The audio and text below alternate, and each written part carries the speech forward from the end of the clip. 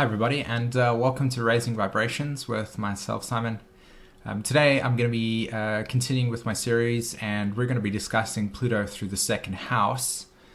In this video I'm going to be sharing with you my perspective on Pluto in that placement. We'll be coming from the point of view of evolutionary astrology, and I will be sharing with you basically the core dynamics that are associated with how this is operating within the birth chart. Okay, now in order to completely and utterly get this video in its entirety, I highly recommend watching the introduction video.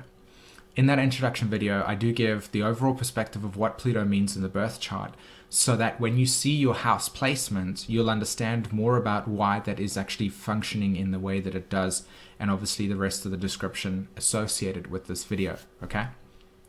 So, when Pluto is in the second house of the astrology chart, or you are having a second house transit, okay, when Pluto's moving into a second house transit, or into your second house by transit, or you have Pluto in Taurus, which not many people have at this stage, what you have got needing to do is take into consideration these examples and these understandings. If you have Pluto also making a contact or an aspect to Venus in your chart, this will also be applicable in that way, okay? Right. So Pluto in the second house of the astrology chart is reflecting a soul that has core desires and unconscious emotional attachments that are leading to this lifetime, where you're naturally trying to understand creation through your sense of survival, okay? Through your sense of survival. Now, on a very deep and unconscious level, this archetype of survival is what defines our sense of needs. Okay, our sense of needs. What do we need? How do we go about facilitating those needs? How am I understanding how to be able to access those needs so that I'm able to survive? Okay. Now, a layer on top of that then becomes, what do I need to survive that then I begin to value? So again, as we come to the third layer of this process, we have survival needs and then value. And these are the three layers that you as a soul fundamentally are trying to bring into your life to understand. You're looking at life through this lens from the point of view of the soul. This is what's going to be created around you. So let's expand this process a little bit. With Pluto in the second house, bringing all these unconscious emotional security patterns and attachments towards things that represent the feeling of security from within and the sense of survival, what you are attaching yourself to is, where are my resources? How do I understand my resources around me? Am I ready? And for many of you, you will be really, really good at understanding your resources. You'll be able to understand what is facilitating my needs. And you'll be looking around saying, okay, I need that, and that can help me get this. And it's always for a lot of personal gain. And again, at the end of the day, it's about how you actually are sustaining your life on this planet in a very physical way. Okay, that's what the archetype of Taurus is teaching us. How do we sustain life? Through identifying what is available to us.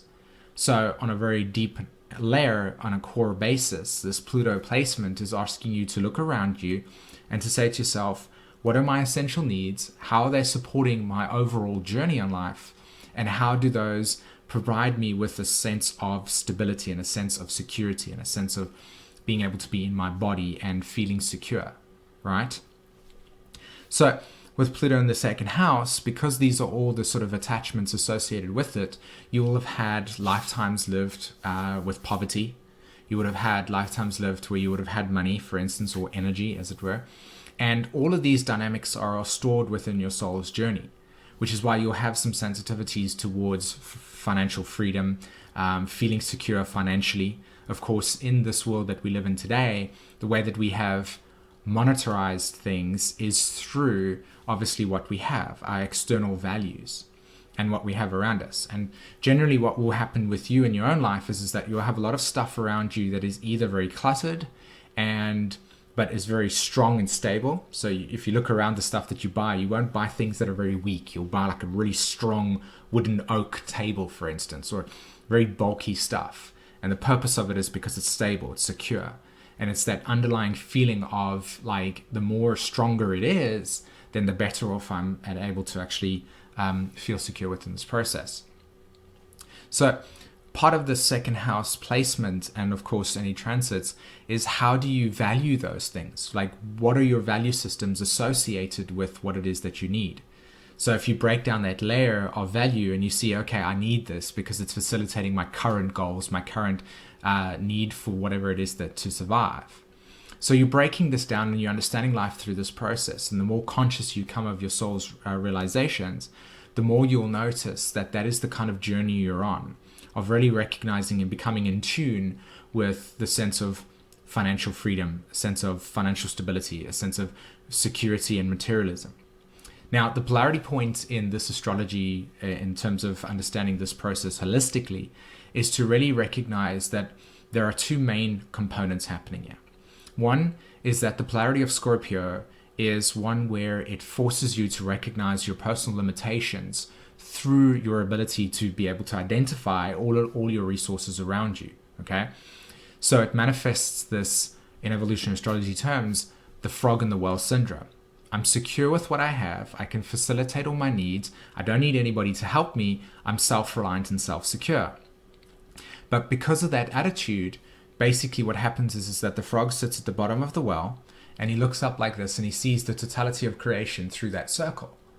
And what happens here is that that's a limited perspective because of the non-expansion and integration of the diversity of life. In other words, value systems, opinions, thoughts, ideas, because you don't need them. You have your own. You don't need that.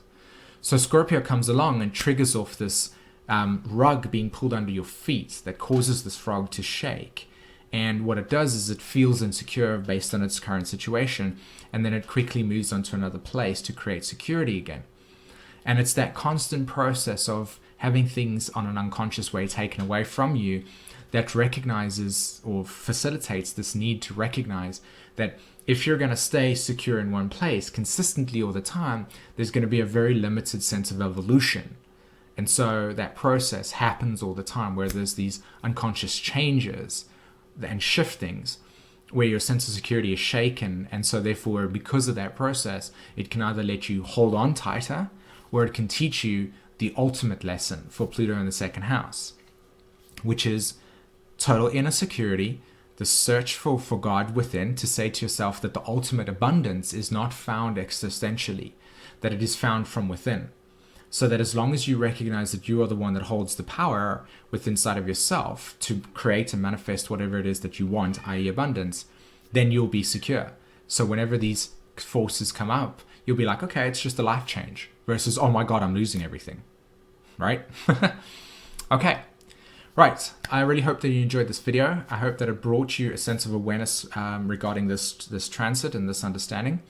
For more details and more understanding of this, you can book an astrology reading with myself. The details are in the description below. Come over to my website. And the booking system is really clear over there. And it would be fun to chat to you and for you to share with me a little bit more of your story regarding Pluto in the second house. Okay, other than that, please hit the like and subscribe button, and of course share this as much as possible, and don't forget to have a great day. Take care. Bye-bye.